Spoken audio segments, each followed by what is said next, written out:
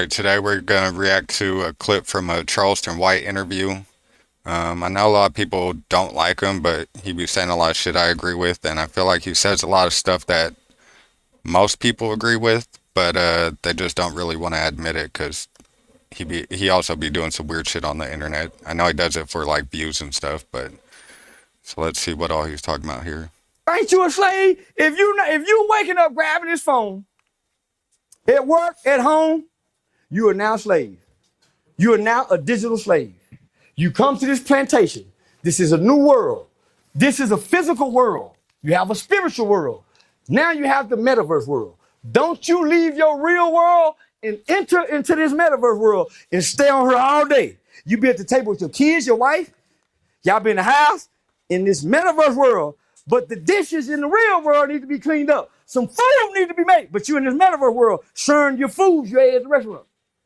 You sharing everything that you got that you think is the best, you bring it in here, but you barely speak to the people around here. In person, in real life. So now you have entered into hell.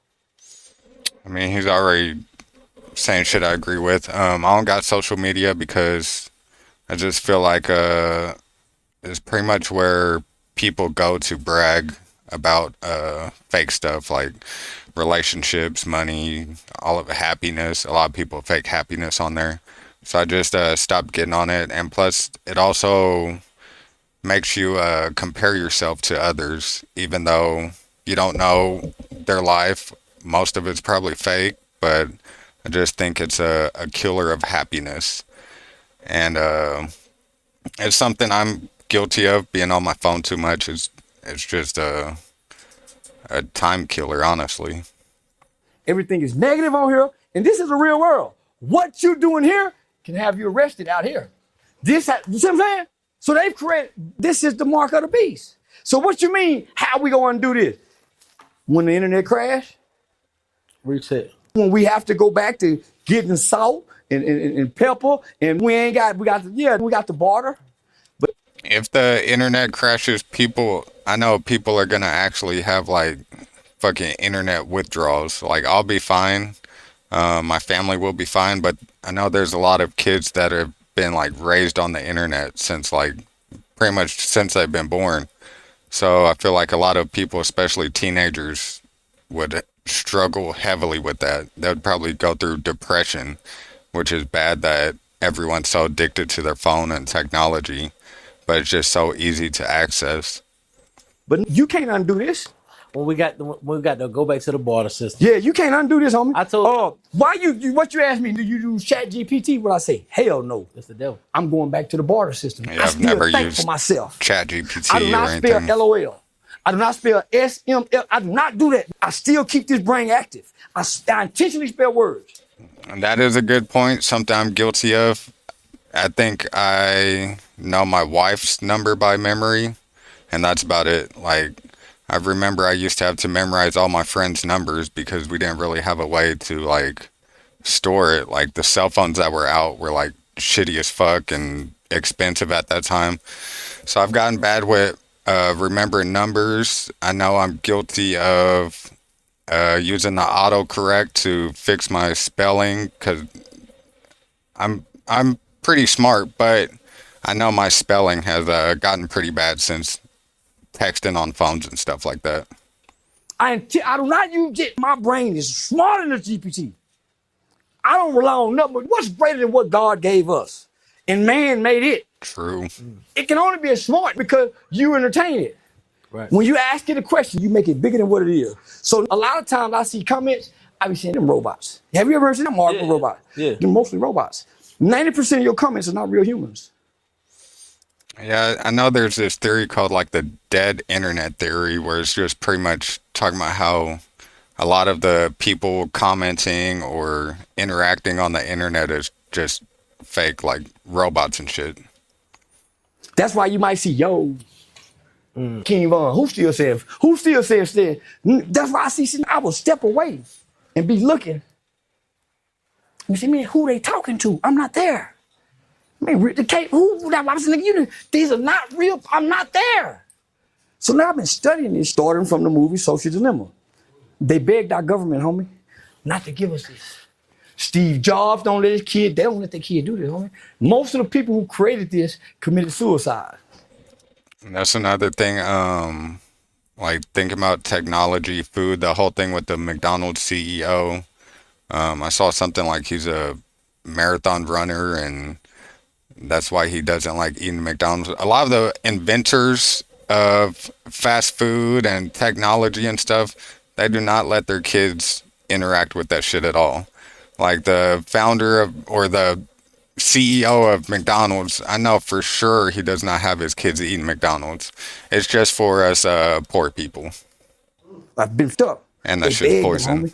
But the pandemic hit, and we ain't been the same since. Do you feel like This- the pandemic was It was designed. manufactured? It was. So Bill Gates then was about to be hit with this traffic. They released that on the world. True. Bill Gates, I know I was doing a whole bunch of research in it. Just months before the whole virus came out, they were doing like simulations, computer simulations to see how a coronavirus would affect pretty much people and the economy and stuff like that.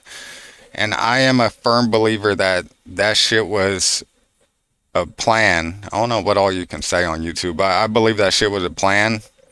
And it worked out because that shit, so much shit changed back then. Like, I remember the cost of everything was going up because delivery prices and stuff like that, and drivers and the restrictions on because of the coronavirus, and prices went up. And me and my friends was talking about it, and I was telling them like they use that shit to spike prices, and the prices will never come back down. And most of the prices still haven't come down, and they never will. They used it as a reason to close down small businesses, spike prices. They made a whole bunch of people get depression from being in the home all day, and it was one of the most fucked up things that has happened recently. He controlled our food. He made fruit with no seeds. He controlled the population of the world, and he getting burnt babies. They put this on us. Everybody that put names is in them files. Bill Gates is one of the most evil people, I believe, allegedly, in GTA. What they did, they isolated us and made us become addictive. Our dopamine, this feeds our dopamine. What files are you speaking of? File we shouldn't be talking about. They didn't know. Yeah, they our kids, they babies. They nieces and nephews. Yeah. They friends. They didn't go come get down. Dark racism finally prevailed. Kept them, they ain't putting down white, getting down black baby. So why do our black community care so much about the Epstein? Because we white people, we have become our oppressors. We eat like him.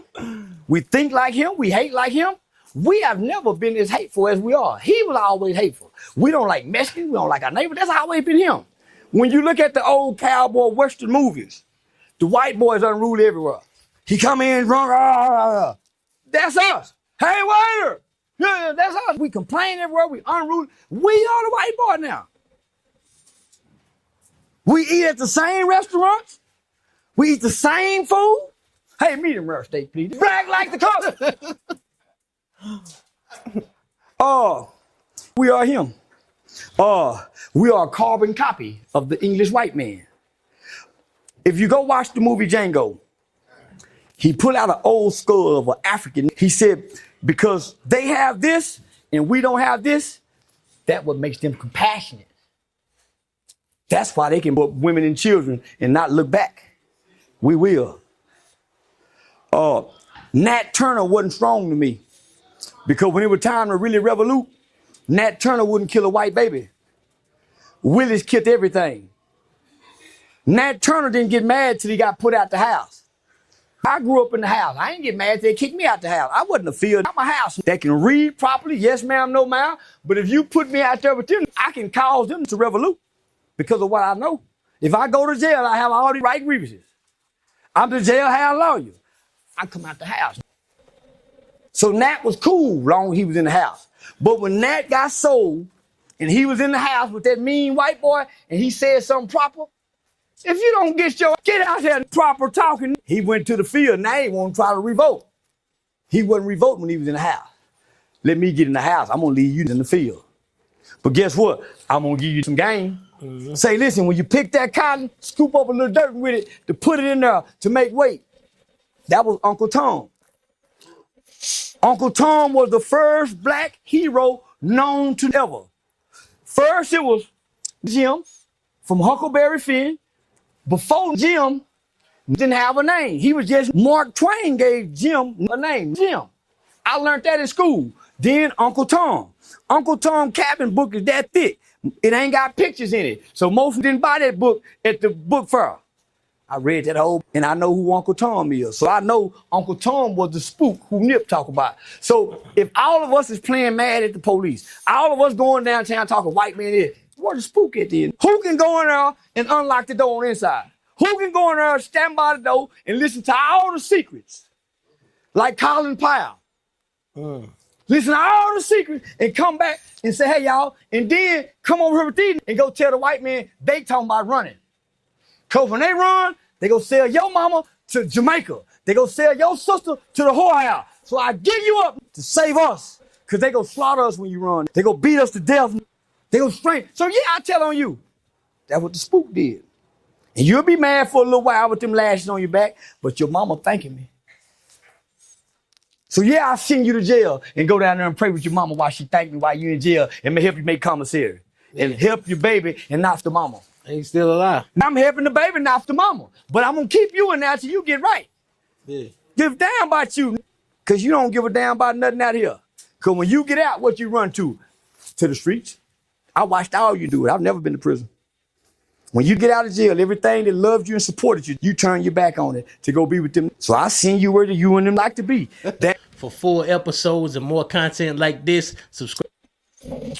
Yeah, I don't know. I can't speak on the last portion, but the beginning half, I agree with. Like, I don't see anything that he was lying about, so it's just crazy. I'm very optimistic, but I do think stuff is getting worse just with AI, technology, food prices, fake food, all of that stuff. So I think the best thing to do to counter that stuff is be united, even though that sounds all corny and everything, and speak about these subjects and peace.